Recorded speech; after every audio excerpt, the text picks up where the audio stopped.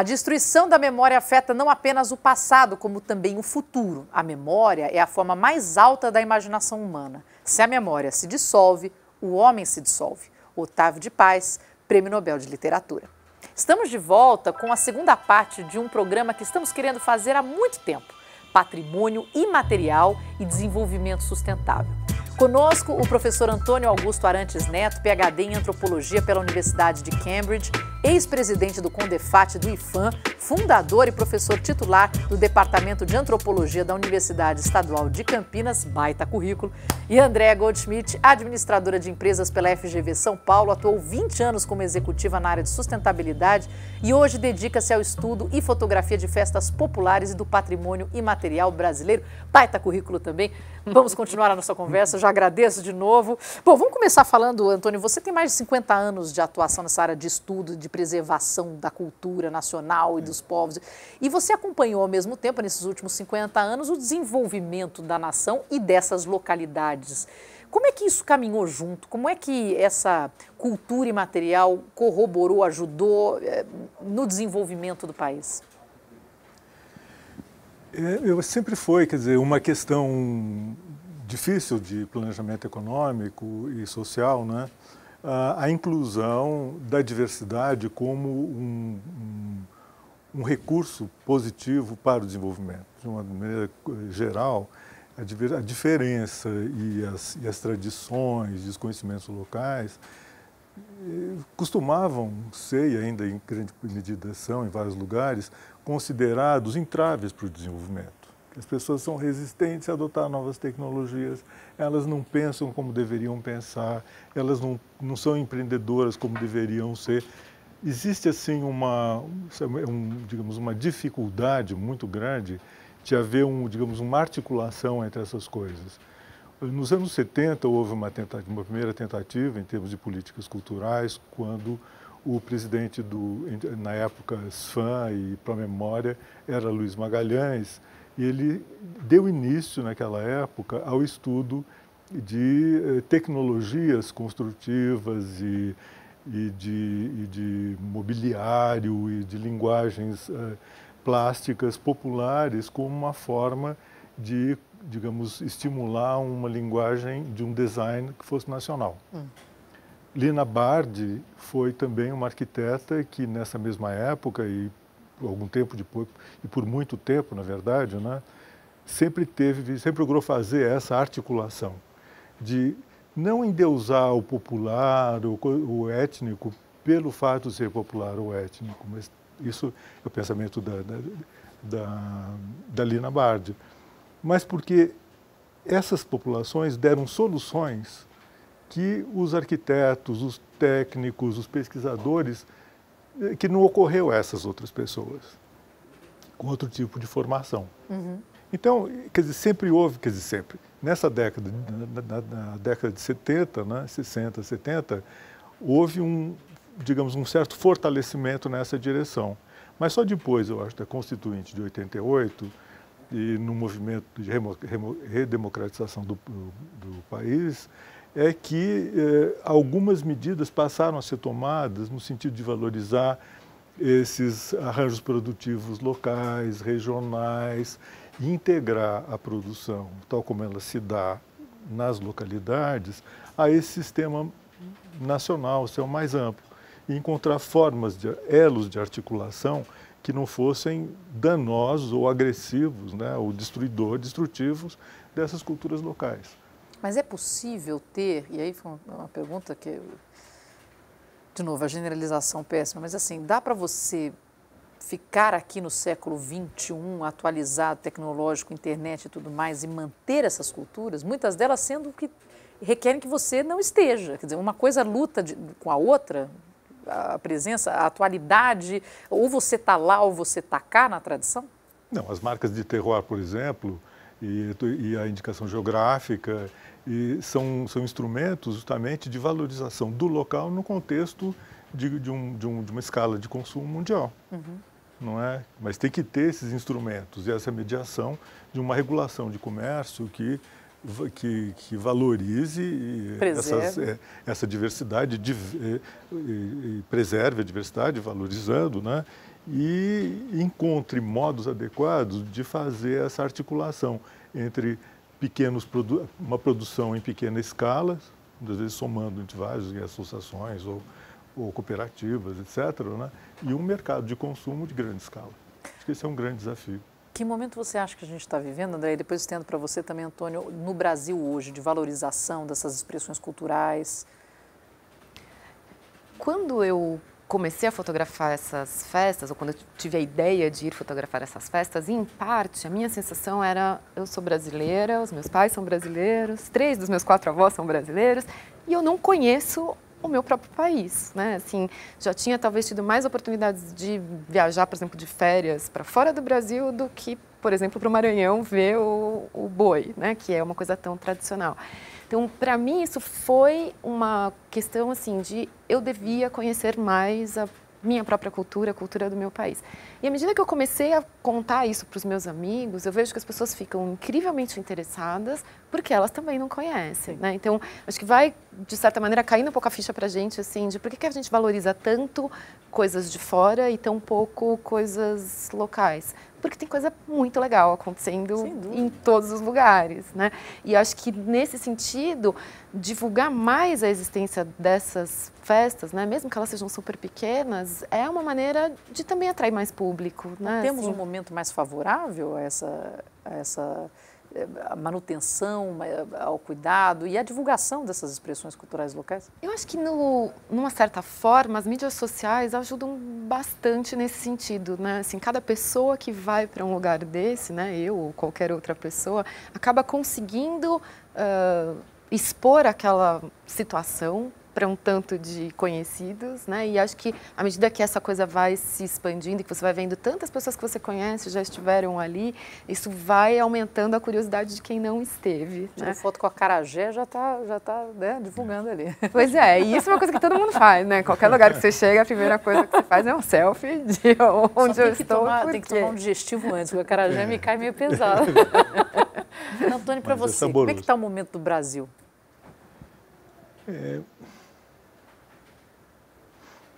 O momento do Brasil. Não, tá. Essa aí estava bem complicada. Focado sobre a questão do patrimônio material.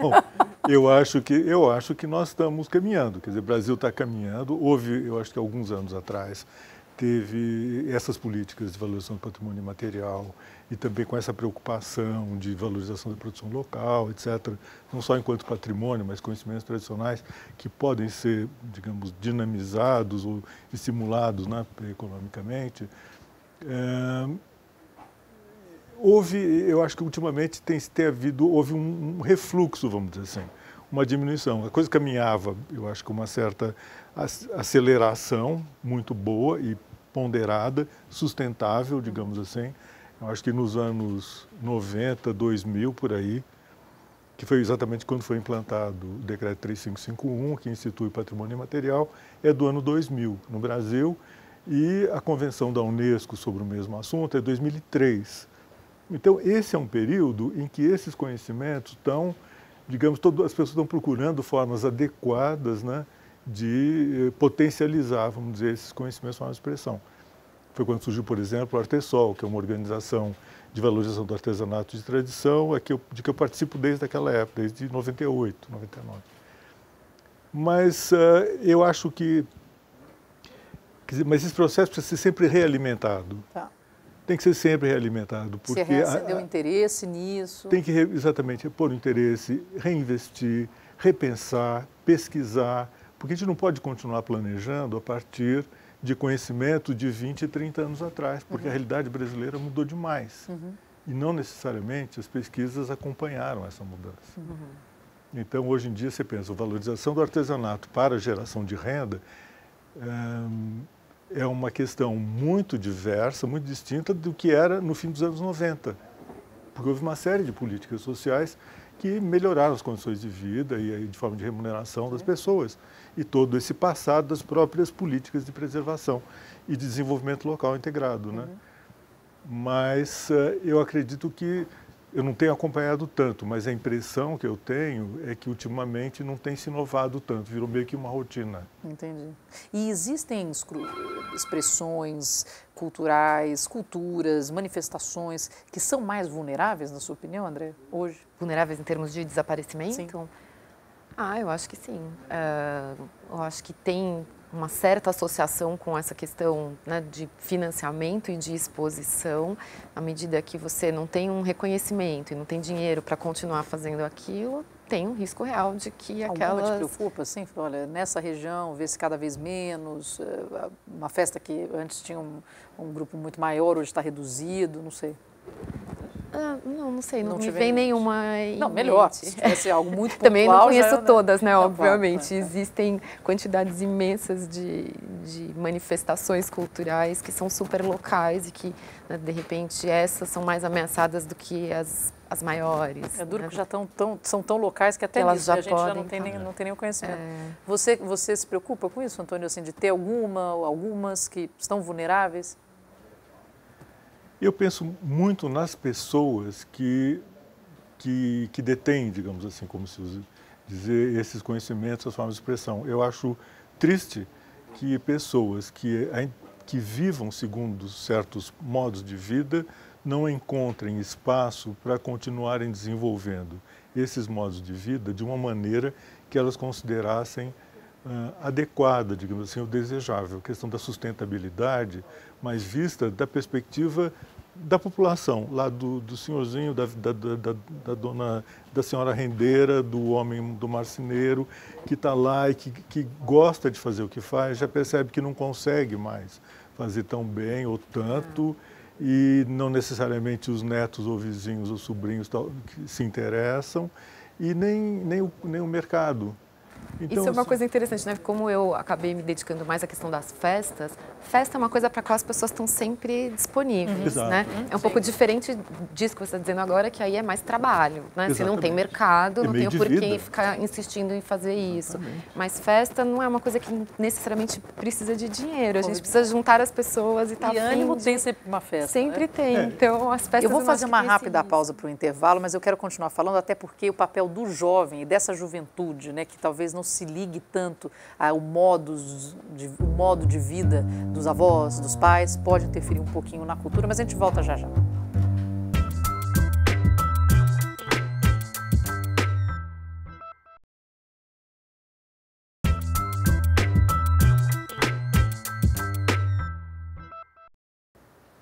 Olá, voltamos com o programa Capital Natural, que hoje fala sobre patrimônio histórico e cultural e desenvolvimento sustentável, com o professor Antônio Arantes, fundador e titular do Departamento de Antropologia da Universidade Estadual de Campinas, e com a Andréa Goldschmidt, fotógrafa e estudiosa de festas populares e do patrimônio imaterial brasileiro. Eu interrompi vocês no último bloco, mas a gente ia engatar num assunto que eu acho muito importante, que é a importância do engajamento dos jovens, né? Essa cultura vai passando de pai para filho, de avô, de bisavô, e vai indo. E quantas vezes a gente chega numa cidade e vê aquilo se esvaziando, né? Os jovens querem ir para a cidade grande.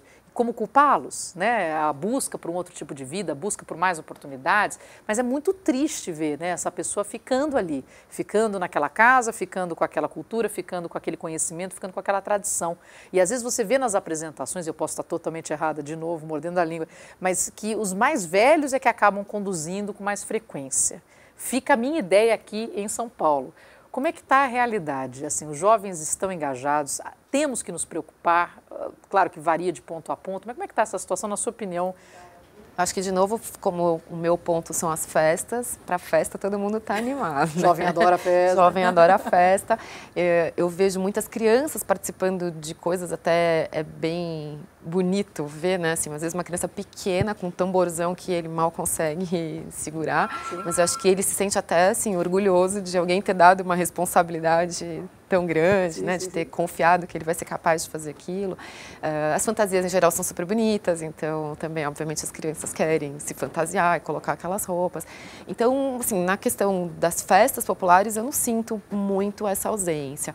Claro que eles têm hoje um papel que não é um papel de liderança, né, de um evento como esse. Aí não sei, quando eles forem maiores, se eles vão ter essa força de continuar fazendo aquela festa acontecer.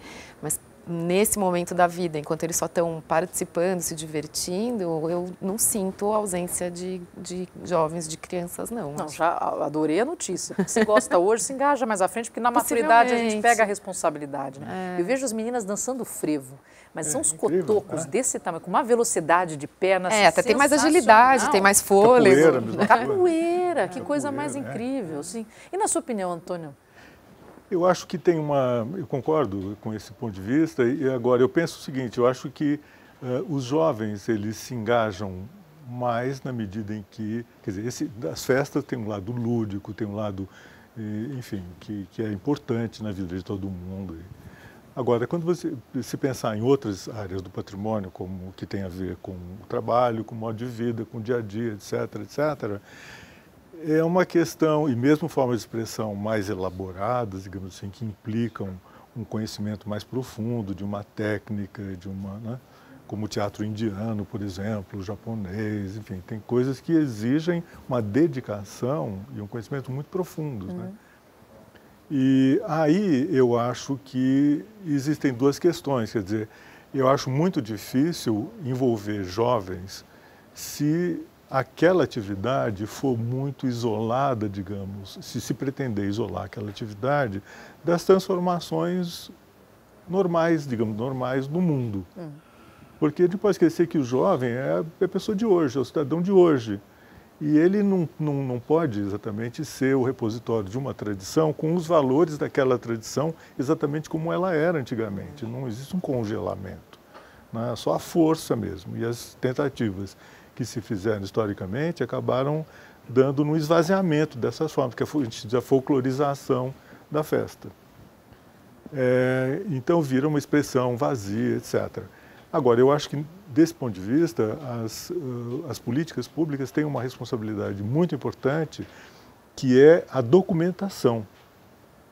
A documentação das coisas tal como elas são a cada momento. Porque, voltando, sem querer me alongar muito, mas a experiência em Divina Pastora, com as rendeiras de Divina Pastora, que estavam perdendo, digamos assim, o conhecimento e a prática da renda irlandesa, que hoje é patrimônio nacional, né? E tem certificado de origem e tudo mais, né? Elas estavam se esquecendo dos pontos. E foi graças a coleções de colecionadores particulares de renda irlandesa e do Museu do Folclore do Rio de Janeiro, que elas, em oficinas, resgataram. Elas disseram, eu conheço essa peça, foi a dona fulana que fez. Olha. Esse aqui, esse ponto aqui é a combinação disso com aquilo. Ou seja, dá para fazer. Então, eu acho que esse lado da memória, esse lado da responsabilidade pública é muito importante. A documentação da trajetória cultural da sociedade. Eu sei que isso é caro, que é complicado, tem questões complexas técnicas de como se faz, etc., mas tem que ser feito. Porque senão, quer dizer, a gente viveria num mundo completamente, digamos assim, desembestado, como se diz. Vai se perdendo registro, vai se perdendo registro, quando for buscar já não tem mais quem conte. Exatamente, quando alguém quiser fazer de novo, não se lembra, não sabe, tem que procurar por si. Isso também é uma coisa interessante, né? Porque às vezes não sabe, mas acaba criando uma adaptação a partir daquilo e vira uma nova tradição. Né? Exato. Porque é uma coisa meio viva. É vivo, né? é totalmente vivo. Não precisa continuar fazendo as tradições são inventadas, exatamente. São esquecidas, são inventadas, isso é normal. Um dos aspectos fundamentais, né, do desenvolvimento sustentável é aquela coisa de a gente cuida daquilo que a gente ama e a gente ama daquilo que a gente cuida. Isso, nesse sentido, conhecimento, mais do que isso, sentido pertencimento, é um aspecto fundamental do patrimônio cultural? Eu acho.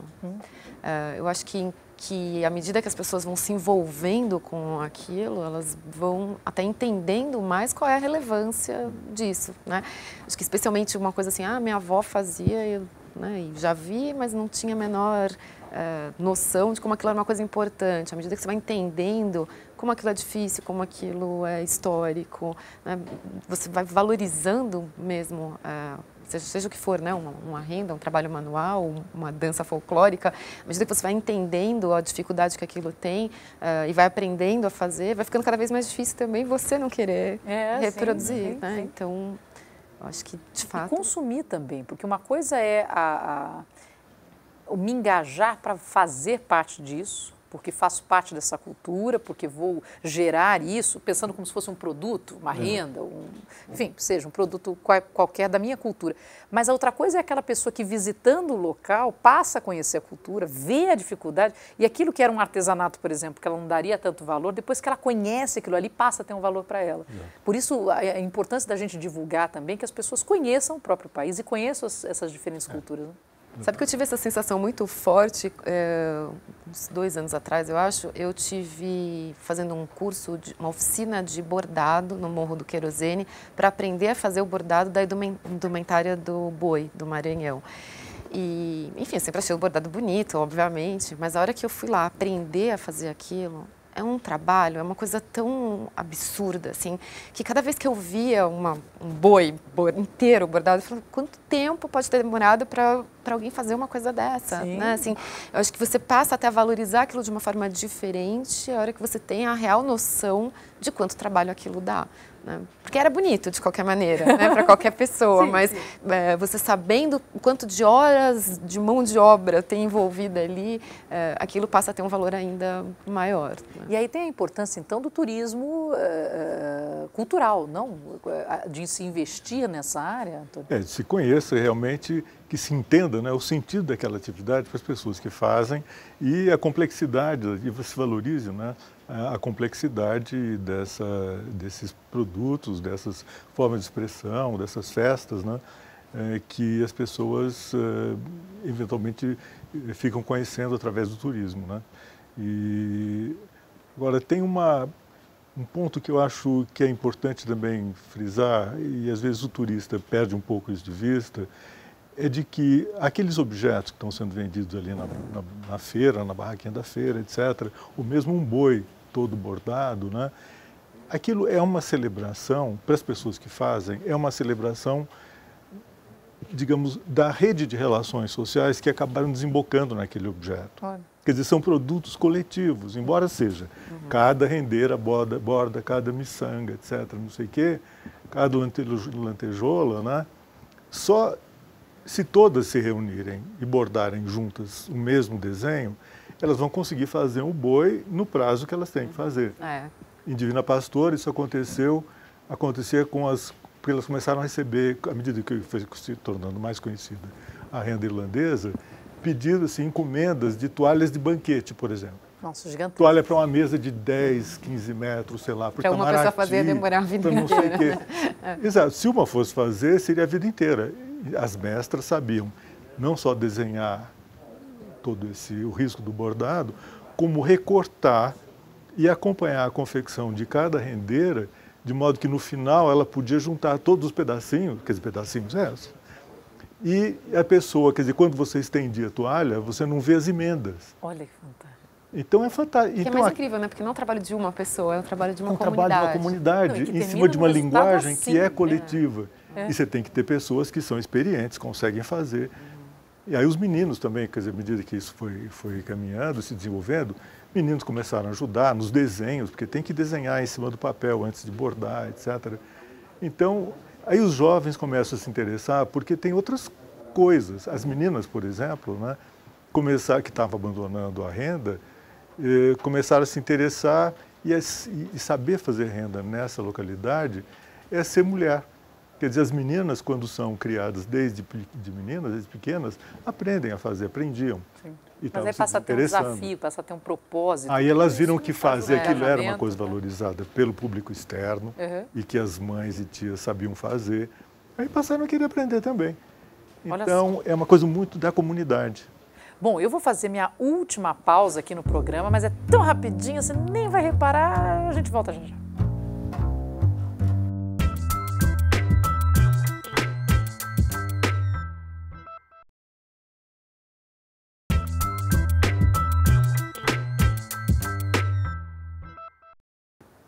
Olá, voltamos com o programa Capital Natural, que hoje fala sobre patrimônio histórico e cultural e desenvolvimento sustentável, com o professor Antônio Arantes, fundador e titular do Departamento de Antropologia da Universidade Estadual de Campinas, e Andréa Goldschmidt, fotógrafa e estudiosa de festas populares e do patrimônio imaterial brasileiro. Eu vou pedir para vocês prestarem atenção agora numa matéria que nós montamos, algumas imagens sobre um Bumba Meu Boi que é montado no Morro do Querosene, aqui em São Paulo, que é bem interessante porque está um pouco distante, né? O Bumba Meu Boi do Maranhão sendo feito aqui no Morro do Querosene. Dá uma olhadinha nessas imagens.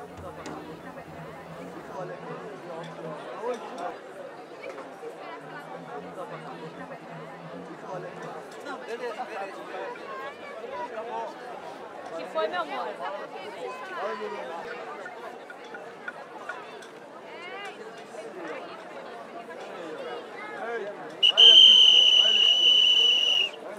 Meu São João abriu as portas do morro agora. Meu São João abriu as portas do morro agora. Meu São João abriu as portas do morro agora. A chave ele pediu pra São Pedro, São Benedito fez café pras senhoras, Santo Antônio fez um casamento e São Gonçalo tocou a viola. A chave ele pediu pra São Pedro, São Benedito fez café pras senhoras, Santo Antônio fez um casamento e São Gonçalo tocou a viola. Meu São João abriu as portas do morro agora. Meu São João abriu as portas do morro agora. A chave ele pediu pra São Pedro, São Benedito fez café pras senhoras.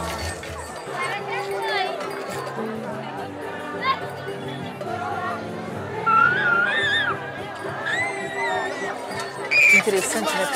Primeiro a gente teve o reconhecimento por parte do IPHAN, do Bumba Meu Boi, como patrimônio. E agora temos um reconhecimento internacional como patrimônio da humanidade, Antônio. Vai ser proposto, né? Vai ser proposto e é como aconteceu com o frevo e samba, a capoeira, né? Esses são, digamos, são importantes, são símbolos importantes da projeção da imagem do país no planeta, né? E qual que é a importância, por exemplo, de ter essas culturas que naturalmente estão tão distantes de São Paulo, acontecerem aqui em São Paulo, para a comunidade local e para a cultura original? O patrimônio imaterial acho que tem uma característica fundamental. Ele viaja com as pessoas. Porque o suporte do patrimônio imaterial, diferentemente de uma catedral, por exemplo, que o suporte é de pedra e cal, ou de pedra, ou não sei o quê, que tem que O único jeito é ir lá para ver? Tem que ir lá para ver. Ele vem com as pessoas. Quer dizer, e se as pessoas trazem, elas faz parte do repertório cultural delas, onde quer que elas vivam. Não é? Isso acontece também com os imigrantes estrangeiros, que chegam em outros países e trazem os seus conhecimentos, seu modo de vida, e alguns instrumentos importantes. E aí reproduzem com os elementos que têm, locais, né, aquilo que, digamos, fazia parte do repertório original. Né? Essas pessoas são do Maranhão, vieram morar em São Paulo e trouxeram essa tradição. Trouxeram na bagagem. Se encontraram, né, em São Paulo. Na bagagem cultural, na bagagem intangível, né, o seu patrimônio. E aí, natural que façam. E é uma celebração dessas relações da unidade. E o nosso complexo meio vira-lata de muitas vezes achar que está melhor lá fora e não dá muito valor à nossa cultura? Como é que estamos nisso? Acho que estamos melhorando? Acha que nós temos muito a caminhar? Eu particularmente acho que a gente tem muito a melhorar, né? E aí temos esse complexo falando mesmo, por mim mesma, né? Assim, eu levei mais de 40 anos de vida sem conhecer nada disso. Mas você já se redimiu, já tô já tentando. Tô tentando. Mas você percebe, a gente tem mesmo esse complexo de vira-lata, assim, que a gente sempre está com o olho lá fora e lá fora tem alguma expressão mais interessante do que aqui, a gente não dá muito valor? Eu acho, estava até comentando com o Antônio agora no intervalo, que é um misto de duas coisas. Assim, claro que a gente tem uma curiosidade sobre coisas que são muito diferentes e, de maneira geral, as coisas que acontecem fora do Brasil, né, são diferentes. Se bem que a gente tem muitas coisas diferentes aqui também, mas sim, né, sim. a gente talvez não entenda isso num primeiro momento como tão diferentes. E além disso, eu acho que existe uma questão da dificuldade de viajar pelo Brasil, né? Eu tenho tido experiências bem sofridas, assim, de chegar num lugar que não tem uma estrutura hoteleira adequada, não tem, sei lá, restaurantes bons. Então, assim, é uma viagem que custa caro e que não é necessariamente a melhor viagem que você vai fazer na sua vida, do ponto de vista de conforto. Né? Turismo, né? Então, de certa maneira, a hora que você pensa, vou para um lugar assim, ou vou para um lugar onde tem uma estrutura, nos meus parcos 15 dias de férias que eu vou ter esse ano. Micro-ondas para aquecer a mamadeira da criança. Então, eu acho que a gente também muitas vezes acaba optando por lugares onde existe um conforto maior, né? E infelizmente, muitas vezes a gente não tem isso nesses lugares onde acontecem essas coisas interessantes. Falta conhecimento, Antônio, para a gente dar mais valor? Falta. Eu acho que falta muito conhecimento e um conhecimento qualificado, um conhecimento, digamos, que valorize. E que valorize, eu acho que é aquilo que deve ser valorizado, digamos assim, não só a coisa externa, mas, digamos, os símbolos externos e o brilho, etc., mas o fato de que por trás daquilo tudo tem gente, e tem gente que é uma gente fantástica. A gente também faz parte do estereótipo, acho que é verdadeiro, que brasileiro é muito hospitaleiro. Sim. Eu sempre tive, embora compartilhando as dificuldades de conforto material, digamos, chega num lugar, não tem hotel, não tem isso, não tem aquilo. Mas aí alguém te leva para casa Mas alguém dele, te leva para casa, alguém te leva para comer. Exatamente, aconteceu. Não tem aqui, não tem pensão, não tem lugar nenhum, você pode ficar. Mas vem, fica na minha casa. Eu estou fazendo um puxado para o meu filho, e aconteceu mesmo. Um puxado do meu filho que vai casar, ainda está na alvenaria, está não sei o quê, mas eu posso pôr ali um colchão, só dorme lá.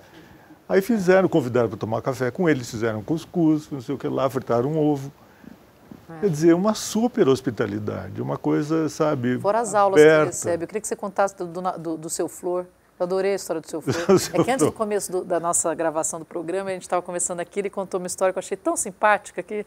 Né? É uma história de Trancoso, em uma época eu frequentei Trancoso.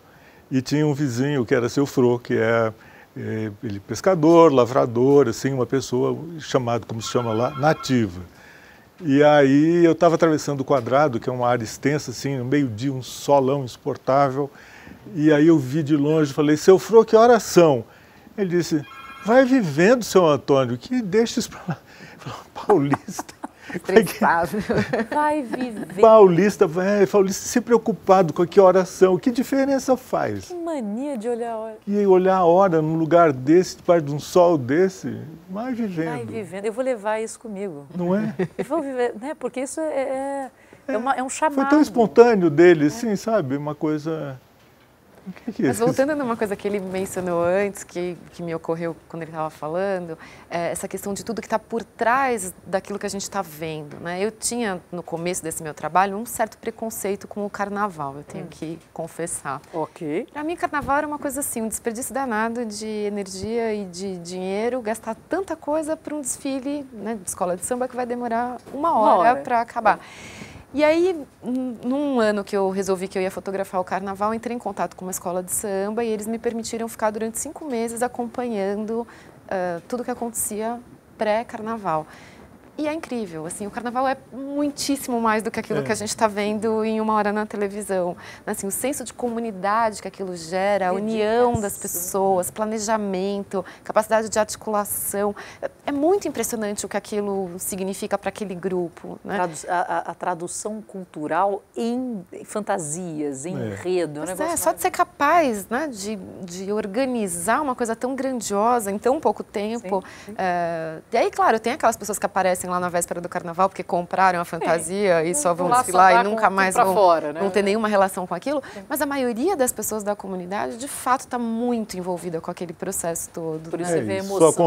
Só acontece porque tem aquelas pessoas envolvidas o ano inteiro, né? E para elas não é só aquela hora do desfile, aquilo é o desfile, é um momento, mas aquilo esse é um outro ápice, ponto. né? É o ápice de um processo. Coroando. Tem que pensar isso, patrimônio cultural, patrimônio intangível, né? É processo. Uma coisa está o tempo todo em atividade, mobilizando relações humanas. Você não toca, mas toca você. Essa é a frase com que eu vou terminar o programa dessa semana. O programa fica por aqui. Eu agradeço demais a presença do professor Antônio Augusto Arantes Neto, fundador e titular do Departamento de Antropologia da Universidade Estadual de Campinas, ex-presidente do CONDEFAT do IFAM, uma das maiores autoridades brasileiras no tema do patrimônio imaterial, e a Andréa Goldschmidt, que atuou 20 anos como executiva na área de sustentabilidade e hoje dedica-se ao estudo e fotografia de festas populares e do patrimônio imaterial brasileiro. Eu peço que você continue conectado conosco. Acesse a nossa página no Facebook, nossos vídeos no YouTube e no portal bandnewstv.com.br. Eu sou a Marina Machado e até a próxima semana.